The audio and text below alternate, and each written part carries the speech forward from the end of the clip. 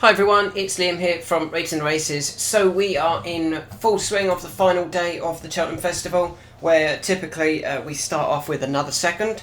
In Maestro Conti, he ran a great race for the Skeltons. I think Harry might be in a bit of trouble for his manoeuvre on the final bend, or off the final bend down the straight. He cut up Selma de Vera, and he did. I don't think there was room to do that, but in a way, I don't mind seeing it sometimes, as long as it's not dangerous, in that at least you know that he's trying and giving everything. But anyway, let's move on to the racing tomorrow, where we've already sent this out to Premium and Pro members. We are going to release this video to free members as well, and you're going to see it Friday evening, rather than waiting till Saturday morning. So let's kick off looking at the 208 at Kempton, which is the 2 mile 2 novices handicap chase, where, to be honest, I've got to go for this horse in Secret de Dieu. I'm actually leaving the ratings open for this one so you can see. Got to go for Secret de Dieu. I really like his form. A bit of form that is really strong was actually 4 runs ago. Was third behind Mambo number 5 and Mighty Bandit, and in front of Bluey. That was over 2 miles. That was really impressive. The form has worked out really well. Then stepped up to 2.5 mile, and I don't think that quite suited. Before they dropped him back to 2 mile for a novice handicap chase. They had a really well handicapped horse. They dropped him back in trip to the correct trip and ran him in a race for $5,000. What on earth is that all about? That's a terrible bit of placement. And the horse went up £7 for that. And to be honest, this isn't much better. He's now racing for $11,000. I mean, that's just terrible placement for such a well handicapped horse. Trying to win a woeful $11,000. They should have been looking at the feature handicaps with him over 2 mile. It's really, really disappointing, to be honest. The placement of the James Owen horses, they've just been messed up completely. I mean, it just doesn't show any signs of intent of being of wanting to win feature races. They're happy to win 50, 60, 70 grand throughout the season. Go, yeah, we had a good season. You didn't. You wasted good handicap marks. But anyway, I think Secret de Dieu wins this over this 2 mile 2 trip. The 2 furlongs would be the only concern, but it is on good ground. It is at Kempton. It doesn't look the best of races for me in terms of, I think none of these are as well handicapped as Secret de Dieu, and surely he takes all of the beating here.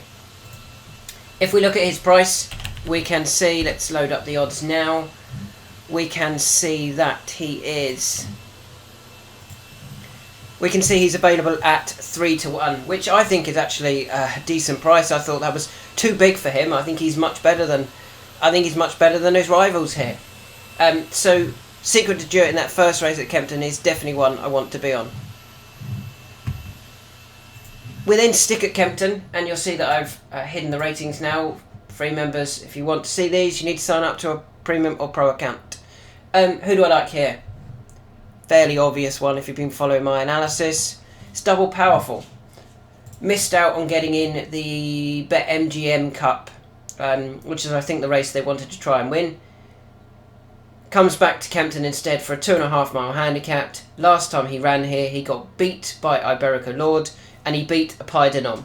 Well, a Pied Denom was fancied or favourite for the Martin Pipe, but didn't get in. And we talk about him later. Whilst Iberico Lord on the Lanzarote Hurdle Day was incredibly well handicapped. And Double Powerful that day was ridden to just get round. He was ridden to get a bit of confidence into the horse because he'd failed to finish his previous 3 efforts, 2 at Cheltenham, 1 at Ludlow, by either unseating or falling. They did try him over 3 mile at Musselburgh, and I don't think he quite stayed that trip, so they're back in trip here to this 2.5 mile, or 2 mile 5 at Kempton. I think he takes all of the beating here, I really do. I've liked him for a little while, said he's well handicapped over both hurdles and fences, just needs to get it all together. And is there an Iberico Lord in this race, a horse that's very, very well handicapped? Not for me. Is there an unexposed horse, the likes of a Pied Denom? Not for me. I think the biggest danger would be Royal Infantry, but I'm convinced that horse wants 3 miles at Aintree, for example, not 2 mile 5 at Kempton. So Double Powerful at 6s would be my selection in the 240 at Kempton. I really like him. And the interesting thing, this race is worth 20 grand, so it is a race worth trying to win. We then go to the next race at Kempton, which is the 318, which is the 2.5 mile handicap chase, where it's worth 31,000. So I actually think most of these, if not all of these, are going to be trying to win. And I can't get away from Calafay and Vol, to be honest. He is the type of horse that now he's got his win to his name, they can kick on with him. I think they were aiming him at a race. I thought it might have been the Cheltenham Festival, the Jack Richards Novices Handicap Chase. It wasn't. Maybe it was this race. They got him experience over this course and distance last time out when he beat Viroflay. It was actually a good race as well. Bad, Etalon, Javier Len behind. I think Calafay and Vol will win this quite comfortably. He only went up £5 for his win last time out.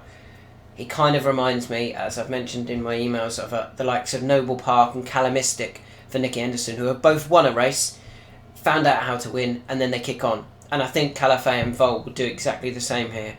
He can kick on and go and win here. It's worth 31 grand to win this, so it's a race, again, that is worth targeting. Last time out, they won a race worth 20 grand. This is worth 31. If they could win 51 grand in 2 races with an improving horse, you'd be happy with that. When you win 16 grand, for example, with an improving horse, that's not so good. So they are my 3 at Kempton. I really like all 3, to be fair. Secret de Dieu, Double Powerful, and Calafay and Vol. We then go to Uttoxeter, and we start off looking at the 150. Now, the favourite here is Wellington Arch, who just missed out on getting in, was it the BetMGM Cup, I think, or the Martin, but I think it was the BetMGM Cup. Now, I don't like him. Or I don't think they shouldn't be trying to win this race. Look at the prize money. £8,000. Why on earth would they try and win this? They were nearly, or had a good chance in the races at Cheltenham. They've won the feature handicap at Aintree, the 2.5 mile handicap at Aintree, worth 42 grand. And last time out, they were finishing second in the William Hill Hurdle, worth 32 grand. Why on earth would you then go and waste your handicap mark on a race worth, just shy of £8,000? For me, that's silly.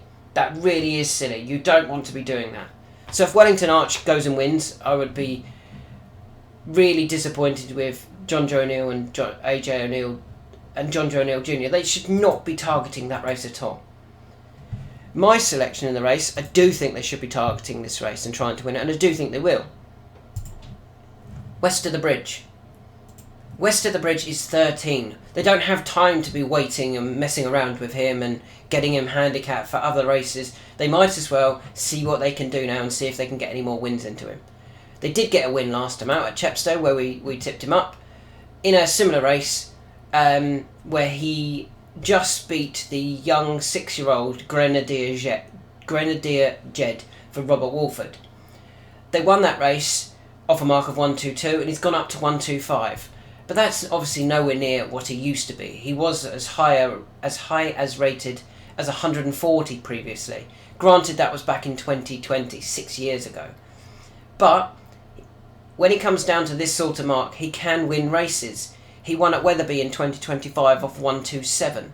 He then went up in the handicap before eventually dropping back to 122 and winning at Chepstow last time out. So in his last 2 wins have been when Harry Skelton has ridden him off marks of 122 and 127. Well, Harry keeps the ride here, or Harry wants to ride him again here off 125. Why doesn't he go very close off 125? I think he will. I think he'll go really close here off this ridiculously low handicap mark. Yes, he's 13, but there's nothing else for him to be aimed at. He's 13. Unlike some of the others, the likes of Wellington Arch, who should be weighted with and kept for another race, West of the Bridge should be trying tomorrow. In actual fact, I didn't show you the odds for the Calafell and Vole is available at 5-2.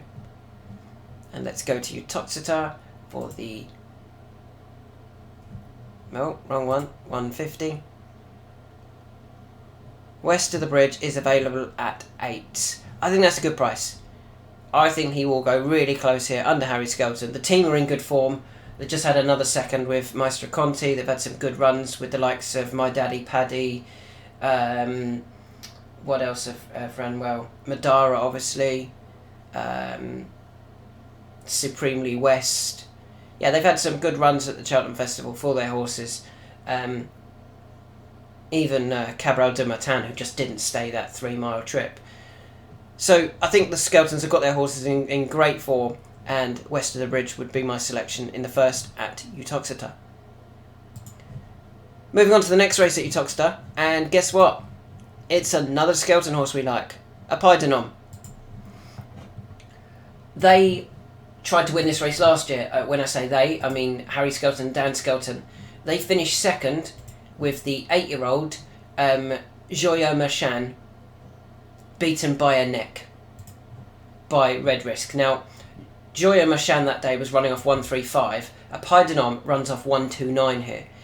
I'm convinced, if you ask Dan Skelton, Harry Skelton, anyone related to the Skelton camp, you've got a Pydanom off 129, you've got Joyeux Machin off 135, who's your better horse? Everybody in that stable would go a Pydanom. Who would win in a race out of those two? And everyone would go a Pydanom, quite comfortably. And the fact that, Joyeux Machin was almost good enough to win this race last year, I think a Pydanom is very much good enough to win this race. He was one that did miss out getting in that Martin Pipe. Instead, they have to come here then, and Harry Skelton gets to ride because of that. Instead of it being one of their conditional jockeys, Harry gets to keep the ride, and it is a race worth winning, 38 grand, so they will be trying. I don't see any negatives about Pydanom. He's won over this trip. He was very impressive last time out. I think he's going to take all of the beating. He's currently available at 7-2. I think that's a good price about him. I fully expect him to take all of the beating here in a race that... It's a good race, don't get me wrong. But I think they've got a really, really progressive 6-year-old there. And one that can win them a bit more prize money. 3 o'clock at Uttoxeter. Who do I like here? Yep, it's that team again. Deafening Silence for the Skeltons. Deafening Silence is still a horse I believe is very, very well handicapped. I thought he ran a huge race in the Welsh National earlier this season, on the 27th of December, beaten by 2 horses that were proven stayers in Hater Killeur and O'Connell. I thought that was a very, very good effort. And if you actually watch the race, he did get headed in the final straight, relatively early to be fair, in the straight, but then didn't lose any further ground, and actually, if you watch it closely, starts running on again at the end. So that, for me, would suggest that this 3-mile 6 up to this 4-mile 2 trip will actually suit him. I think it will really suit Deafening Silence. They did drop him back slightly in trip for the Grand National trial at Haydock the time after that, and maybe that wasn't far enough over 3.5. Maybe the 3-mile 6 was a good trip over the Welsh National, in the Welsh National, and this 4-mile 2 trip will be even better. I don't know what this error is, I'll need to look into that. Is even better for him. I think he's going to run a really big race here for the Skeltons. Again, it's worth 90 grand, so they won't be coming here with just any old thing. They're coming here with a horse they believe is well handicapped. He's quite weak in the market. I'm quite happy with that. You can get 9s about him. I think that's a good price. Jarive Delest we've backed the last twice in cross-country races, but he's never convinced me that he wants to try the whole time. And I feel like he might put himself in the race, then drop himself out, then put himself back in, and then drop himself back out, and just be all over the place. That would be my concern with Jarive Delest. Whereas Deafening Silence, I think, is a trier, and will run a really nice race in that Midlands National. 2 more to go, starting off with the 3:35. Let's have a look. It is the 3-mile handicap chase. Again, it's worth good, decent prize money, 26 grand. And who are we going for? No, not the skeleton horse. We are going for the Nicky Henderson trained As the Fella Says. Coming back to what we said earlier about Calamistic, about Calafé and Vol, about Noble Park. This horse, they found out what to do with him. They got a win into him last time out at Newbury, where he actually beat a skeleton horse. The skeletons will have a good idea whether they can beat As the Fella Says. I don't think they can. I don't think that was a poor effort at all from Major Fortune. Although he then got beat next time out, he got beat by a horse who was winning his 4th consecutive race. And As the Fella Says, when he beat Major Fortune, beat him comfortably. Okay, he's up £7. I feel like there's so much more to come from As the Fella Says. He's so lightly raced, he's a massive improver. He's only had the 4 runs over fences. They've finally got him running well. They know what to do with him now. And I think he's one of those that will now rack up a little bit of a sequence and can win a couple of races on the bounce.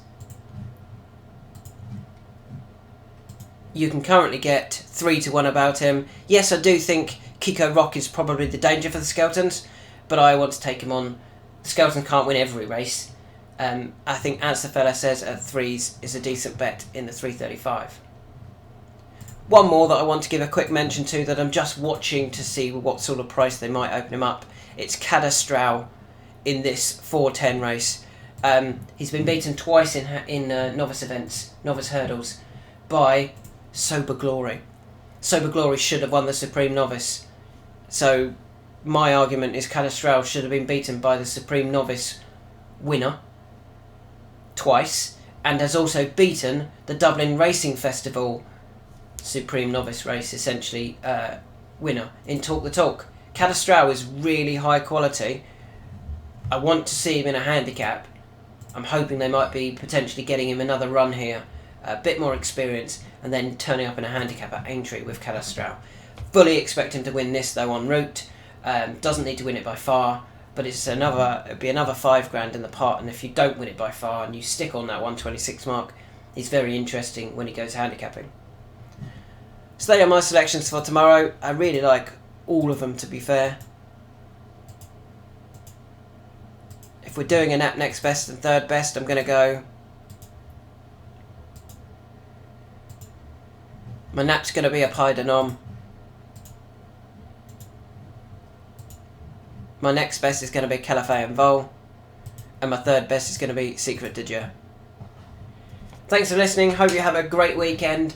And hopefully lots more winners to come for everyone.